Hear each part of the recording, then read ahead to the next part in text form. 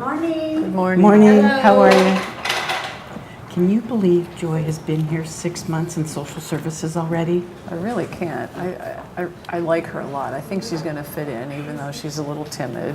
Speaking of Joy, here they come, and the Catherine too. Hi, Catherine. Good Hi, morning, Joy. ladies. How are Good you? morning. You know, I'm really busy this morning. Do you think we can do a report right here since there's no one here? Sure. Thanks. I appreciate that. Sure. Let's see if we can get you out of here right away. Okay. Okay, I only have one patient to present.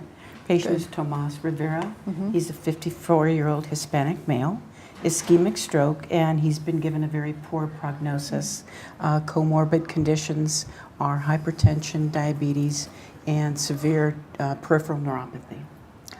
It's been a difficult case for me too, because the family is always there. I mean, they're really sweet, but they never leave the bedside, which is a good thing, but I need to be able to talk to the patient by himself, because I need to go over what's going on with him, and I also need to talk about his advance directive with him. So, I agree. I noticed that there's somebody at the bedside all the time. He'll defer to them in Spanish, and then they'll talk to me in English. So, yeah, that might be something we need to deal with.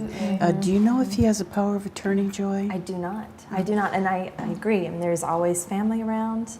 I don't know if they're sons, if they're nephews, but I mean, it seems to be growing, you know, by the visit. Sure. So he's not interested in talking. Yeah. Whoops. Hold on. This is Catherine. Oh yeah. I'll be there in about 5 minutes. Can you have Maria check my patient 304B and just document the breakfast intake? Thanks. Bye. Sorry about that. Sure. Joy, can you give us a little more info on the family? I mean, do you know anything about them? It's interesting that you said that about him. He speaks Spanish with his family, and what I've noticed is that he's made a connection with one of the CNAs on the floor, Jeff. Oh, sure. And they speak fluently together in Spanish, and the tension that I think we've all been experiencing with him is completely not there. He invites Jeff in, and I can tell he's sharing with him about his family and his previous days before he became so ill. So I think that that shared language is pretty important in this case.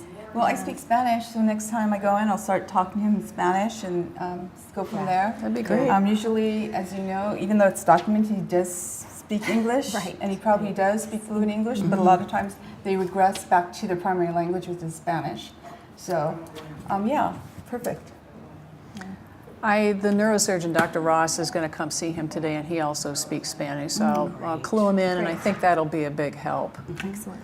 So, That's good. so I know you have to go. Yeah. But next time, would you be willing to present the case? I'd like Sure. to start taking turns doing this. Great. Happy to. Great. Well, is that it, ladies? Because I really Yeah. got to go. That's That's it. All right, Okay, see you, thanks. See you Catherine. later. Thank you. Uh-huh. Bye.